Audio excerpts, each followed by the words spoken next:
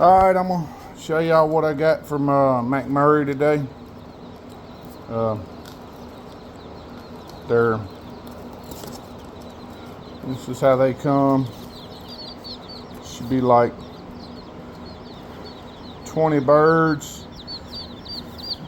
I got some phoenixes, which is these right here. They're all supposed to be,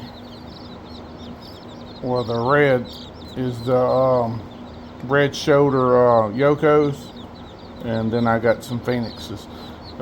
Just to add more bloodline, I got the red shoulder yokos. The others at Cuckoo whatever Moran, it's my wife's for laying hens. But yeah, everything is good. I mean, they got to me in one day.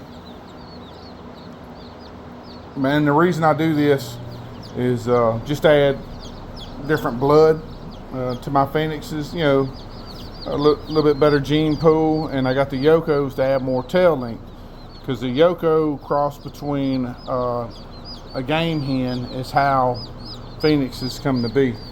Anyhow, I just figured I'll let y'all know, show you how the new chicks arrived. McMurray's done a great job. I've ordered from different hatcheries too.